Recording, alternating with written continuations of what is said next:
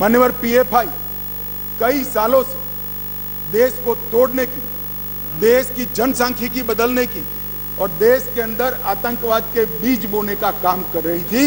एक ही दिन में सितंबर 22 में 15 राज्यों में 90 से ज्यादा स्थानों पर रेड कर पीएफआई पर बैन लगाकर जेल की सलाखों के पीछे डाली।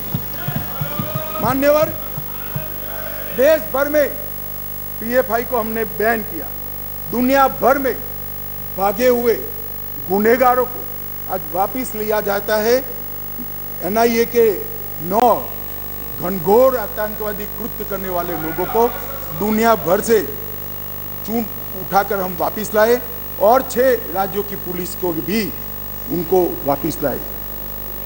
सचिन बिश्नोई सिद्धू मूसावाले की हत्या का आरोपी था, उसको भी वापिस लाए और तंवर राणा का भी केस अंतिम सुनवाई तक पहुंचाए। मुझे भरोसा है बहुत कम समय में बॉम्बे के बम हमले के आरोपी राणा को भारत की कानून की अदालत के तहत लाए।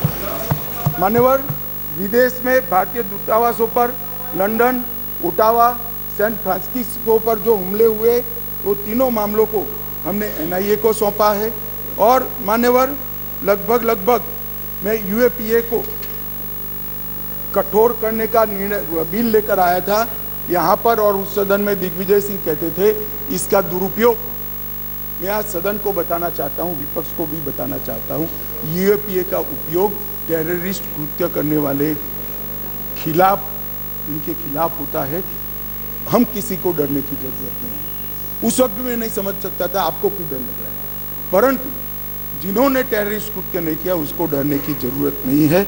लगभग 54 व्यक्तियों को हमने यूएपीए के तहत आतंकवादी घोषित किया, इंटरनेशनल मान्यता लाए हैं और एक में भी विवाद नहीं हुआ है। कोई राजनीतिक दुरुपयोग मान्यवर नहीं। मान्यवर, अभी गोगाई जी नारकोटिक्स का बात करते थे, वो कहते थे कि नारकोटिक्स का चलन बढ़ गया है। मान्यवर, इनकी समझ में थोड़ा फर्क है, मैं बाद में दुरुस्त करता हूं इसको। मान्यवर, मोदी जी ने 2014 से गृह मंत्रालय के अधीन, पहले श्रीमान राजनाथ जी थे, अब मैं गृह मंत्री के रूप में काम कर रहा हूं, नारकोटिक्स पर 0 टॉलरेंस की नीति को हमने अपनाया। एनकोड 2019 में बनाया गया, फिर इसको 4 स्तरीय किया गया। एनकोड पोर्टल डेटा इंटीग्रेशन और नॉलेज मैनेजमेंट सिस्टम के पोर्टल बनाए गए। मादक पदार्थ की तस्करी के विस्तृत जांच के लिए जेसीसी, जिसमें ढेर सारे डिपार्टमेंट और सरकारें होती है, इसका गठन किया गया। Dedicated anti narcotics task force राज्यों में बनाई गई। राष्ट्रीय नारकोटिक कैनाइन पूल की स्थापना की गई और 75वें स्वतंत्रता दिवस के मौके पर 1,65,000 किलोग्राम नारकोटिक्स को जलाया गया और अब वो टोटल आज़ादी के अमृत महोत्सव के 1 वर्ष में 10 लाख किलो पहुंच गया है। अब मैं जो गोगाई जी कहते थे इसका जवाब दिया। मान्यवर, आंकड़े किसी की शर्म नहीं रखते, आंकड़े बेशर्म होते और आंकड़े हमारे कामों से खड़े होते हैं। आंकड़ों को बाद में बदला भी नहीं जा सकता। अब 2006 से एक सरकार थी यहाँ, यूपीए की सरकार थी, जिसको हम पे थोड़ा अविश्वास है। 2006 से 13 का समय उनका ही था। उसमें क्या हुआ है, जब्त की गई ड्रग 1,52,000 किलो। मैं फिर से सदन का और सदन के माध्यम से देश का ध्यान आकृष्ट करना चाहता हूं। जब्त की गई ड्रग 1,52,000 किलो थी और 2014 से 22 तक 1,52,000 करोड़ से बढ़कर 3,73,000 किलोग्राम ड्रग्स हमने जब्त किया। गोगाई जी, 181% वृद्धि हुई और कीमत, गांजा पकड़ लेना, भांग पकड़ लेना एक बात है, जो महंगे और शरीर को ज़्यादा नुकसान करने वाले और पैसे की दृष्टि से नुकसान करने वाले जो नारकोटिक्स के पदार्थ, वो कीमत से हटी। मान्यवर 2006 से 13 में 700 768 करोड़ की ड्रग पकड़ी। मैं फिर से रिपोर्ट करूंगा, 768 करोड़, जिससे यूपीए सरकार संतुष्ट थी, उन्होंने अपने रिपोर्ट कार्ड में भी लिखा था। और 14 से 22 तक एकदम वही कालखंड 768 करोड़, और 14 से 22 में 18,000 करोड़ रुपए की ड्रग को नरेंद्र मोदी सरकार, और ये हम पर सवाल उठा। इसलिए मैं कहता हूं कि आपको भरोसा नहीं है, मगर देश की जनता को विश्वास है। कुल मामले 1257 दर्ज किए थे, अब 37 हो गए। अब इन्होंने कल यहां ज्ञान बांटा कि पहले 1257 थे, अब देखिए बढ़ गए, 37 हो गए। भाई, नारकोटिक्स के खिलाफ केस अच्छे हैं या बुरे माने जाए? हम पकड़ते हैं, आप पकड़ते ही नहीं थे, चलने देते थे। हमने पकड़ना शुरू किया, इसलिए 1257 से बढ़कर 3700 केस हो गए, और गिरफ्तारियां आपने 1363 की थी, हमने 5400 गिरफ्तारियां करी। मान्यवर, टोल फ्री नंबर भी करा। माननीय सदस्यों, सभा की सहमति हो तो गृह मंत्री जी के भाषण की समाप्ति तक सभा की कार्रवाई बढ़ा दी जाए।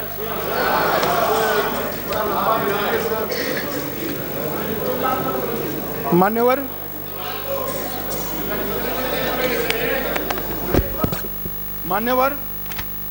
3 करोड़ युवा और 2 करोड़ महिलाओं को नशा मुक्त अभियान में अलग अलग विभागों के, समाज कल्याण विभाग, महिला और बाल कल्याण विभाग, शिक्षा विभाग, गृह मंत्रालय, वित्त मंत्रालय, सब ने इकट्ठा होकर साथ में जुड़ा है, और लगभग 9.5 करोड़ लोग तक नशा मुक्त भारत अभियान की शपथ और टोल फ्री नंबर पर मिस कॉल करने की पहुंच बढ़ी है।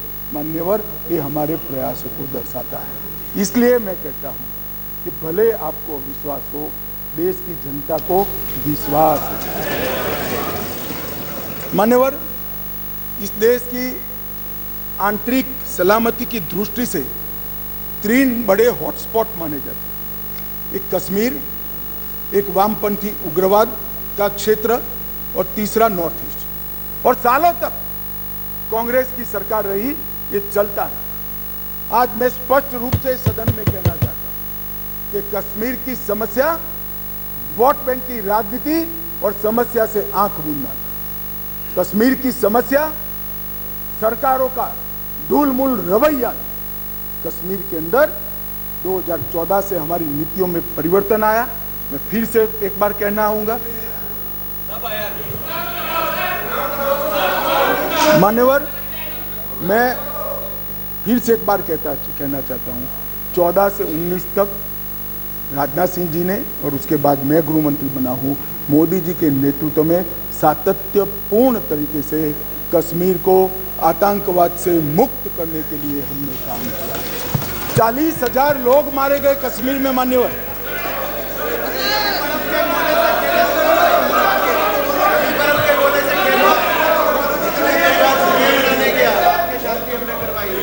मेरा एक निवेदन है। मैं मानता हूं कि पार्लियामेंट्री अफेयर्स मंत्री मेरे निवेदन का विरोध नहीं करेंगे। अधीर जी को टाइम नहीं दिया है कांग्रेस पार्टी ने, हमारे टाइम में से आधा घंटा दे दो, तो बीच में ना बोलेंगे, ये बीच में खड़े हो जाते हैं। हमारे टाइम में से आधा घंटा दे दीजिए साहब, वो बोलने दीजिए। वो ये बीच में इसलिए खड़े होते हैं, इनकी पार्टी ने उनको टाइम ही नहीं दिया इसे। मान्यवर,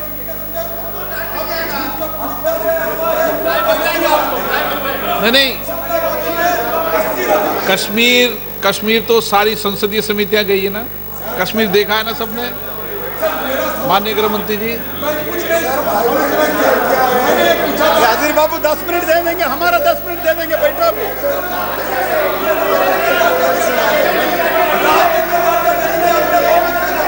चलिए बेटे, आप क्यों खड़े हो, बैठिए। हाँ, मान्यवर, कश्मीर के अंदर परिवर्तन लाने वाला युगांतकारी निर्णय इस देश के सम्माननीय प्रधानमंत्री नरेंद्र मोदी ने किया। जवाहरलाल नेहरू सरकार की एक भूल थी, धारा 370 5 अगस्त 2019 और 6 अगस्त को इस महान सदन ने धारा 370 को समाप्त। इसके साथ ही कश्मीर के अंदर से 2 झंडे चले गए, 2 संविधान खत्म हो गए और संपूर्ण रूप से कश्मीर का भारत के साथ जुड़ाव करने का काम इस देश के प्रधानमंत्री नरेंद्र मोदी। मान्यवर, इन्होंने, मैं अभी भी एक इनके ही प्रेरित एनजीओ की एक मीटिंग अभी हुई, रिपोर्ट मैंने देखी। क्या रिपोर्ट कहती है? हुर्रियत से चर्चा करो, जमीयत से चर्चा करो, पाकिस्तान से चर्चा करो। हम ना हुर्रियत से चर्चा करेंगे, ना जमीयत से करेंगे, ना पाकिस्तान से चर्चा करेंगे। अगर मान्यवर, अगर हम चर्चा करेंगे तो घाटी के युवाओं से चर्चा करेंगे, वो हमारे अपने हैं, हम उनके साथ चर्चा करेंगे। मान्यवर, हुर्रियत पर हमने पाबंदी कर दी, जमायते इस्लामी पर कश्मीर में पाबंदी कर दी, आतंकवादियों के समर्थन को चुन चुन कर नौकरियों से हटाया।